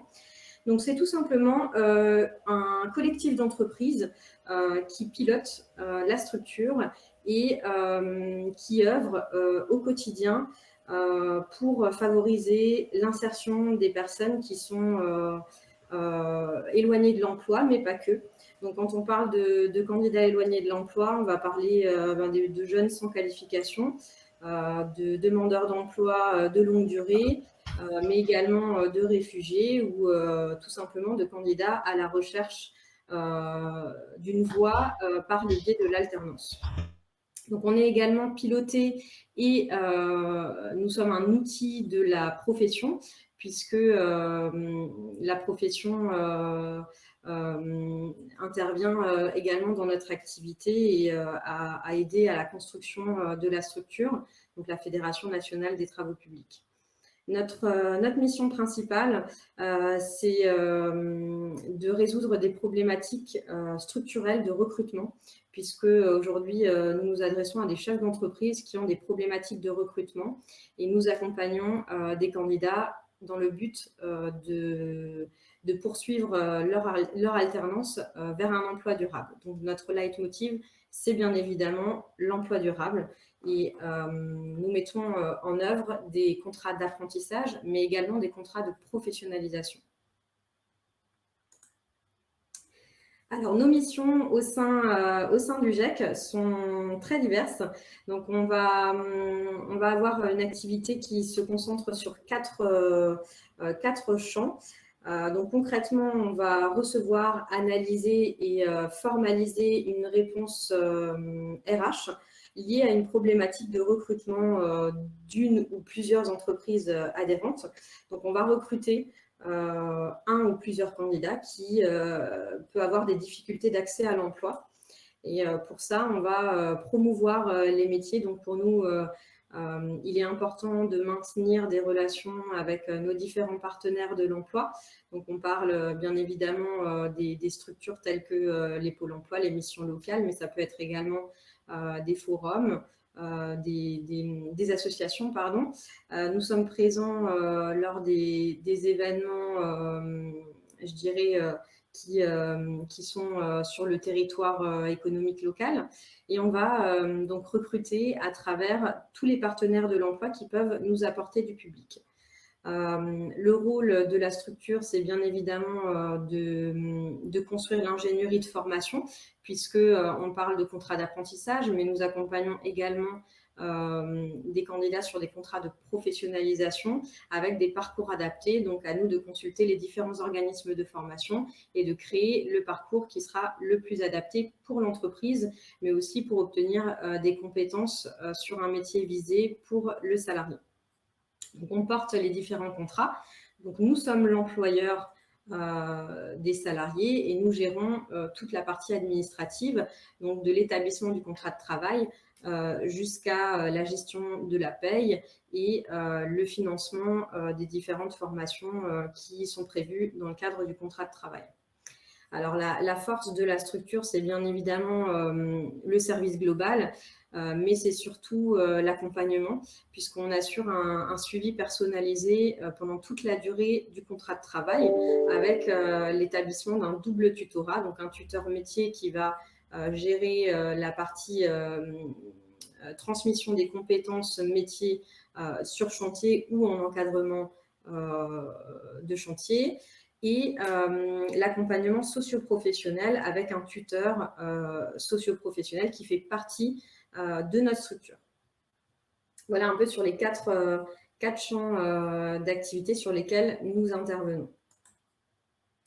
Alors, il faut savoir que la structure bénéficie de l'appellation groupement d'employeurs pour l'insertion et la qualification. Donc, elle obtient tous les ans cette appellation grâce à un label qui s'appelle le label GEC et qui est défini sur 14 critères. Donc aujourd'hui, le GECTP va intervenir auprès de 35 entreprises adhérentes. Donc ça, ce sont les chiffres 2020 qui nous ont été transmis par la Fédération française des GEC. Nous regroupons 98 salariés en parcours en 2020. Donc là, on parle vraiment spécifiquement de la branche des travaux publics. Donc 98 salariés préparent un diplôme ou une qualification en alternance au sein du GECTP Alsace. Nous avons signé 66 nouveaux contrats en 2020. 94% de nos parcours se soldent par une réussite à l'examen. Et un chiffre important, nous avons 67% de sorties vers un emploi durable. Notre leitmotiv, c'est vraiment l'emploi durable. Donc, on va assurer le pont entre l'entreprise qui est à la recherche de compétences et des candidats, demandeurs d'emploi, jeunes qui recherchent une voie par le biais de l'alternance dans le domaine des travaux publics et qui peuvent être peu ou pas qualifiés. En ce qui concerne les prérequis, alors c'est un exemple de prérequis qu'on montre le plus souvent en information collective quand nous avons un public plutôt jeune, débutant, qui n'a absolument aucune expérience dans le monde des travaux publics. Donc, on va recruter à travers plusieurs prérequis. Alors, une base en mathématiques nous paraît bien évidemment essentielle. Maîtriser les 4 opérations de base, donc addition, soustraction, division, multiplication. La maîtrise du français aussi est un prérequis indispensable puisqu'on parlait tout à l'heure de sécurité sur chantier. Et pour nous, il est important de savoir lire, écrire et compter pour tout simplement mettre en sécurité le salarié, mais aussi sécuriser le chantier et sécuriser les compagnons qui œuvrent au quotidien sur les chantiers. Et après, on est sur des critères, je dirais, plutôt liés au savoir-être, puisque on vous a présenté les métiers tout à l'heure. Vous avez pu prendre connaissance que ce sont des métiers qui s'effectuent la plupart du temps, voire tout le temps en équipe. Donc, il est important d'être ponctuel, d'aimer le travail en équipe et le travail en extérieur et d'être motivé. Ce sont les prérequis nécessaires pour démarrer au sein d'un métier dans les travaux publics. Alors, la structure, le GEC accompagne des publics du compagnon jusqu'à l'ingénieur travaux. Donc, on est bien sur des profils débutants ou sur des profils en encadrement de chantier.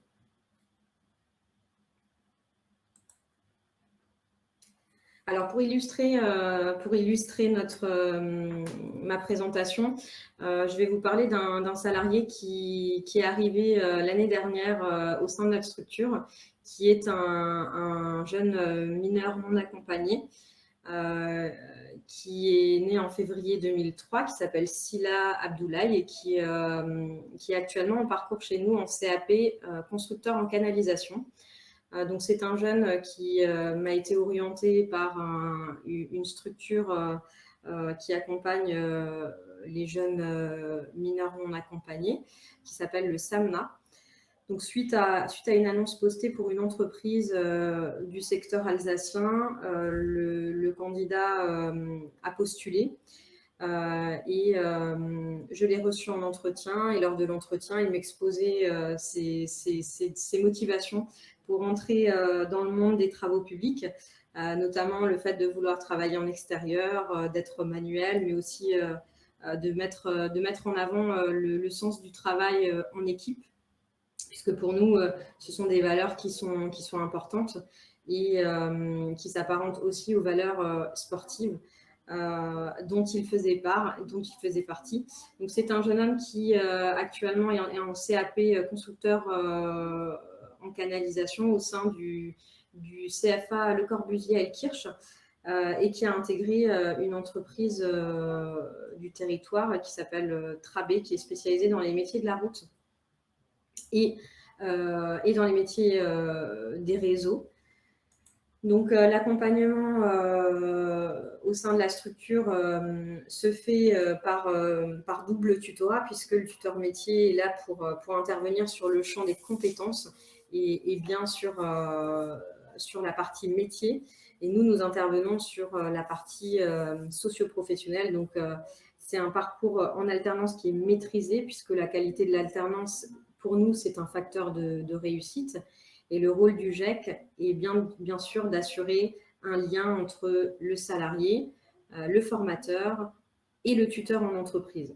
Donc, cette interaction permet de développer un véritable processus d'apprentissage qui va permettre, qui va favoriser la réussite du parcours du salarié. Donc, aujourd'hui, Sila Abdoulaye est toujours en parcours au sein de la structure, en CAP, et il souhaite poursuivre vers un bac pro travaux publics à la rentrée 2022. Merci Alexia. Il y avait une question là, à laquelle j'ai répondu, s'il y avait d'autres GEC BTP. Oui, il y en a en Champagne-Ardenne également, et il y en a également un en Lorraine. Tout à fait. Et sur le support, dans le support de présentation que vous avez dans la partie ressources, j'ai mis un lien vers une conférence que ces 3 GEC avaient réalisée dans le cadre du salon Destination Construction, du salon virtuel, où les 3 GEC étaient intervenus ensemble en fait pour présenter justement en partie en tout cas dans l'émission, ce que vient de vous présenter Alexia. Donc vous pourrez aussi vous y reporter. Je vais sans tarder laisser la parole peut-être à Xavier Gourcerolles pour continuer avec Constructis, nous présenter les chiffres clés de la formation. Je vous remercie. Donc, effectivement, moi, je vais faire un petit zoom sur les chiffres de la formation professionnelle dans le Grand Est. Juste avant de rentrer dans les chiffres, peut-être vous rappeler rapidement, alors je l'ai fait en introduction, mais que Constructis est l'opérateur de compétences depuis 2018 de 3 branches professionnelles. Donc, la branche des travaux publics, qui nous a invités, je les en remercie aujourd'hui, mais également la branche du bâtiment et la branche des négoces de matériaux, qui nous ont rejoints depuis la réforme des OPCO de 2018. Donc, les missions de Constructis, comme je vous l'ai dit, c'est l'emploi, c'est la formation et c'est les ressources humaines. Souvent, on nous voit comme un organisme financeur. Alors, certes, on est un organisme financeur parce que c'est nous qui gérons l'argent, on va dire, et les cotisations des entreprises, mais pas que, puisqu'on est aussi là pour accompagner les entreprises qui sont adhérentes chez nous et leurs salariés. L'ambition de Constructis, c'est de préparer et d'accompagner les entreprises et leurs salariés aux compétences de demain. Donc, on intervient sur toute la chaîne, on va dire, de décision et de mise en œuvre des actions de formation, aussi bien pour les salariés que pour les nouveaux arrivants dans la branche via les dispositifs d'alternance que l'on connaît, mais également sur quelques dispositifs liés aux demandeurs d'emploi. Donc, pour rentrer un petit peu plus précisément dans les chiffres, donc Constructis Grand Est, c'est plus de 14 000 entreprises adhérentes. Alors, sur les 3 branches concernées, sachant que la branche des travaux publics, on a 423 entreprises d'adhérentes chez nous. Alors, ce sont des entreprises sièges, qui ont le siège en région, puisqu'on peut avoir la spécificité dans nos métiers, c'est que il peut y avoir des entreprises qui ont un siège effectivement sur une autre région, mais des établissements présents un petit peu partout sur le territoire. La formation, on a enregistré au titre de l'année 2019 27 174 stagiaires. Donc ça comptabilise tous les stagiaires du B et du TP, puisqu'on a fait la distinction en introduction. Et donc, les chiffres spécifiques TP, c'est 3 753 stagiaires, rien que pour les TP sur l'année 2019. Donc, si vous faites un petit calcul rapide, vous verrez que ça représente plus que les 3% des entreprises. Donc, il y a un vrai effort de formation pour l'ensemble des personnels des entreprises de travaux publics. Je vous ai mis le petit détail effectivement sur quelle catégorie de personnes sont formées dans les entreprises de travaux publics. Et donc, on se rend compte qu'il y a 77% des stagiaires qui sont issus de la catégorie socio-professionnelle des ouvriers. Donc, l'effort se concentre principalement sur ce type de personnes, puisque ce sont eux qui sont à la production, qui sont sur le chantier, donc ils ont besoin de formation, alors de tout type d'action de formation, les formations, toutes les formations liées à la sécurité, qui sont très importantes et qui sont nombreuses, comme le disait Eric dans ses précédents propos. La sécurité, c'est un vrai leitmotiv pour les chefs d'entreprise. Et donc, ils se doivent de faire les formations adéquates en fonction des travaux qui sont exécutés. Ça va du CACES pour les conducteurs d'engins, aux formations, aux habilitations électriques, aux formations amiantes, aux formations conduites pour les chauffeurs. J'en passe parce qu'il y en a beaucoup. Donc, toutes ces formations font partie de ces chiffres-là. Et au-delà des formations liées à la sécurité, il y a ensuite toutes les formations d'évolution professionnelle, puisqu'il y a une vraie possibilité d'évolution dans les métiers, de l'entrée à l'apprentissage, et l'évolution sur la fonction de conducteur d'engin, de chef d'équipe, de chef de chantier, enfin, tous les métiers que vous avez présentés précédemment. La formation professionnelle permet d'évoluer tout au long de la vie et de sa carrière dans l'ascenseur social des travaux publics. C'était les chiffres de la formation professionnelle en termes de nombre de stagiaires. Après, ce qui vous intéresse peut-être le plus ici, c'est les dispositifs d'insertion dans l'emploi. Donc, on gère 3 dispositifs principalement, et un que l'on a repris, on va dire, depuis 2020, qui est l'apprentissage, qui est un gros morceau, un très gros morceau pour nous, qui est devenu une des missions prioritaires de Constructis, parce qu'on est maintenant le financeur de l'intégralité des contrats d'apprentissage qui sont réalisés dans la branche des travaux publics, du bâtiment et des négoces également. Et donc, ça a représenté sur l'année 2020 880 contrats engagés dans le Grand Est pour les entreprises de travaux publics. Ça représente également 155 contrats de professionnalisation. Le contrat de professionnalisation n'a pas trop baissé par rapport à l'évolution du dispositif apprentissage. Donc, ce type de contrat existe toujours et il permet, la différence entre les deux, c'est qu'il permet à des demandeurs d'emploi de plus de 30 ans de pouvoir bénéficier d'une formation en alternance et d'un contrat de travail. Et puis, un des dispositifs effectivement phare, et c'est sur ce dispositif-là que je vais vous présenter un petit peu plus en détail, c'est la POE. Donc, la POE, préparation opérationnelle à l'emploi. Il y a 2 dispositifs, l'individuel et la collective. Ça, je ne vous fais pas un cours là-dessus parce que c'est votre quotidien.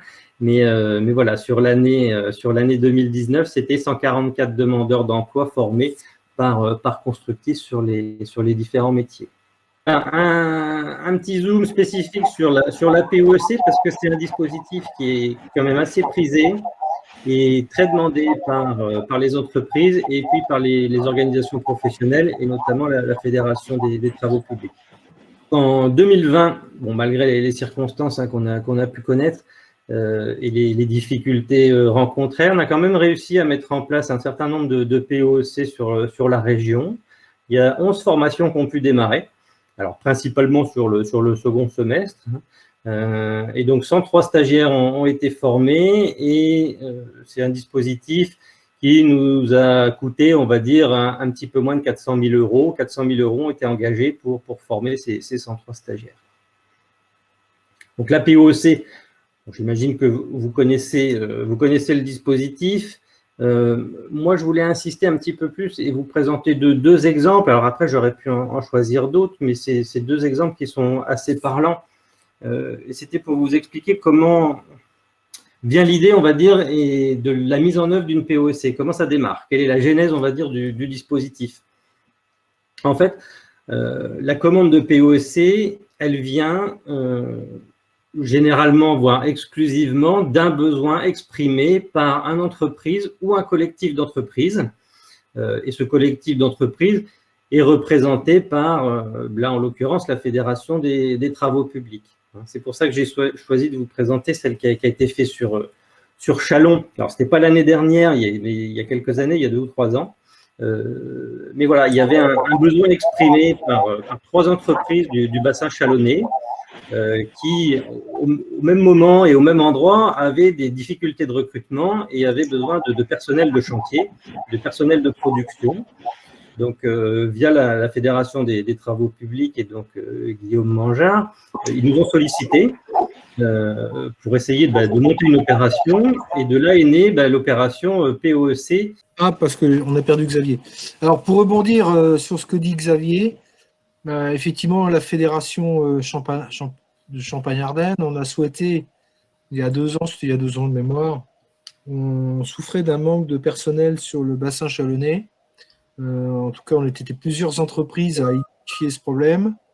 Et on a souhaité organiser une POEC à Châlons-en-Champagne. On a réussi au cours de job dating d'une 50aine de personnes à recruter 11 personnes et à les former sur 150 heures au centre promotionnel d'Orsemont basé à Châlons-en-Champagne et à les faire travailler 5 mois derrière.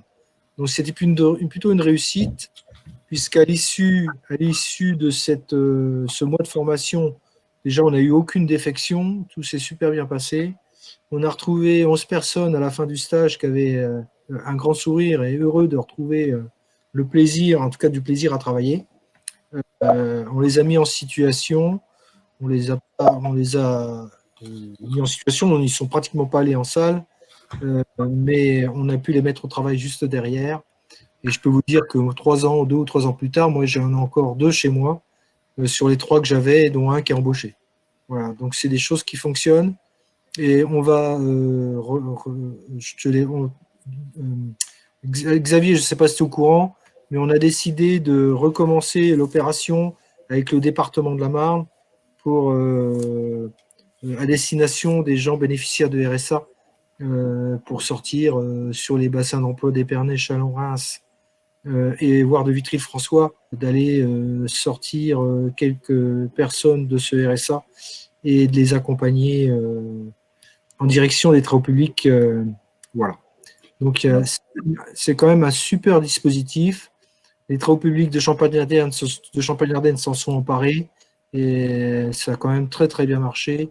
Grâce au concours de l'emploi de la mission locale et de Constructis et des acteurs locaux, on a réussi quelque chose de vraiment très bien. Alors, je crois qu'on a perdu Xavier qui s'est déconnecté. J'ai une question et je pense qu'elle concerne les POEC où on nous demande sur quel métier. Mais en fait, on a fait une formation travaux publics, constructeurs de routes, canalisateurs. Si vous voulez, on a souhaité répondre à un besoin auprès de 3 types d'entreprises. Il y avait des PME de travaux publics. Il y avait une boîte comme la mienne, puisque j'étais à l'initiative de ça. Donc, on faisait des routes, on construisait des routes. On construit toujours des routes, d'ailleurs. Et mon confrère électricien d'éclairage public, mon confrère de Nord-Est TP Canalisation, qui fait plutôt des canalisations d'eau potable. Oui, donc il y avait plusieurs types de structures. Et on s'était dit à l'époque, de toute façon, on va former une 12aine de personnes. Et l'idée, c'est qu'à un moment donné, chaque personne puisse... qu'elle se trouve chez Colas, puisqu'il s'agissait de Colas à l'époque, chez Nord-STP ou chez Cegelec, ou dans une PME, qu'elle trouve un intérêt et qu'elle soit heureuse dans cette entreprise. Et si jamais ça ne marche pas, écoutez, on va faire tourner les gens, on va les passer d'une entreprise à une autre. Voilà, l'essentiel, c'est qu'elle soit capable de travailler dans n'importe laquelle. Donc, on leur a enseigné tout ce qui était nécessaire, à savoir déjà les éléments essentiels de sécurité, de comportement. On leur a appris les matériaux, à utiliser les matériaux, les outils. Et à partir de là, avec cette formation minimum qui a duré 150 heures, les salariés, enfin en tout cas les personnes étaient capables de rentrer dans l'entreprise et d'y travailler. Si elles se plaisaient dans l'entreprise et si elles plaisaient à l'employeur, ça a pu se poursuivre, ça s'est et certaines ont été embauchées comme moi. J'ai embauché des personnes qui ont bénéficié de cette PEEC et on leur a appris la suite, si vous voulez. Mais au moins, ils avaient un minimum de connaissances pour commencer dans l'entreprise. Vous voyez, 150 heures, c'est peu, et en même temps, c'est beaucoup. Simplement une question pour Alexia. Pour être adhérent du GEC, faut employer un nombre minimum de salariés ou n'importe quelle petite entreprise peut adhérer? Donc, toutes les entreprises peuvent être adhérentes au GEC. La première facture fait foi d'adhésion. Donc, sous réserve, voilà, il y a une étude de solvabilité qui se génère, mais à partir du moment où l'entreprise a un besoin, elle peut s'adresser au GEC de son département. Donc, je vois que M. Mangeard a répondu sur les autres questions, notamment par rapport au déplacement. Donc, même vous, en tant que participant, vous pouvez vous reporter aux réponses des questions qui ont été faites. Alors, quel coût? Alors, on a une question sur le coût également. Pour adhérer, j'imagine que la question est quel coût pour adhérer à un GEC? Oui, alors le coût est défini lors des conseils d'administration. Donc, c'est un coût qui est défini par et pour les entreprises. Puisque la structure le GEC est une structure associative. Donc, c'est un coût au niveau du contrat de travail. Donc, c'est un coefficient qu'on applique sur le salaire brut horaire. Donc, c'est le fonctionnement d'un contrat tripartite. Donc, on va établir un CERFA, un contrat de travail avec le salarié et une convention de mise à disposition avec l'entreprise. Donc, c'est un coût contrat. Alors, ça dépend des structures. Hein. Nous, on est organisé et structuré de cette manière. Il peut y avoir d'autres GEC qui sont organisés d'une autre manière en termes de coût. Mais en tout cas, nous, on applique un coefficient sur le salaire brut horaire. Entre Constructis et la CAPEB. Alors, le Constructis, comme ça a été présenté, c'est l'opérateur de compétences donc qui collecte et redistribue en fait les contributions obligatoires des entreprises pour la formation professionnelle. La CAPEB, c'est une organisation professionnelle qui représente les artisans du bâtiment. Voilà. Donc, c'est vraiment deux organisations qui ont des missions différentes, hein, qui font partie de la même famille de la construction, mais qui n'ont pas les mêmes missions. Et un dernier petit mot vraiment très très rapide, et là je vous demanderai en 1 minute, une petite question effectivement concernant l'intérim. Alors je ne sais pas si, avant que je n'arrive, et je m'en excuse, j'étais un peu en retard, ça a été évoqué, mais sur l'intérim dans votre secteur? Alors oui, le secteur a recours beaucoup à l'intérim, puisque l'activité est en fait très saisonnière. Vous avez une activité qui est plutôt basse sur la période hivernale et un nombre de chantiers qui s'accélère avec le retour des beaux jours au printemps jusqu'en octobre-novembre. Donc pour faire face à cette saisonnalité, les entreprises ont recours à un volume de salariés intérimaires assez important et c'est aussi de ce fait-là un vivier de recrutement, c'est-à-dire que les recrutements en CDI se font aussi par le vivier des intérimaires. L'intérim, c'est souvent l'antichambre avant l'embauche. Oui, alors c'est des données que vous retrouverez aussi dans les slides qu'on avait préparés sur la demande d'emploi, etc., que je n'ai pas pu présenter pour des raisons techniques. Et on voit notamment que c'est à peu près 52% des offres d'emploi sur ce secteur sont des offres effectivement issues des entreprises de travail temporaire. Donc dans le support que vous allez recevoir, vous avez ce type de données notamment concernant les offres d'emploi. Du coup, vous verrez aussi que sur le support qui vous sera transmis, et je passe très vite, la profession nous a fourni des ressources. Vous avez tous parlé dans les questions s'il y avait des ressources vidéo, etc. Donc, surtout, n'hésitez pas. Guillaume Mangeard le rappelait, il y a une chaîne YouTube aussi de la FRTP. Il y a la visite de chantier virtuel qui s'était passée au mois de mars. Là, le 16 mars, une opération notamment pour des publics scolaires, mais pas que. Je crois que vous aviez eu peut-être d'autres publics. Voilà, une vidéo Info Intox qui est très bien faite et dont est tiré peut-être, on a tiré, enfin il y a des choses, on m'a demandé s'il y avait des femmes qui intervenaient. Je crois que dans cette vidéo, on a une géomètre justement qui intervient et qui témoigne.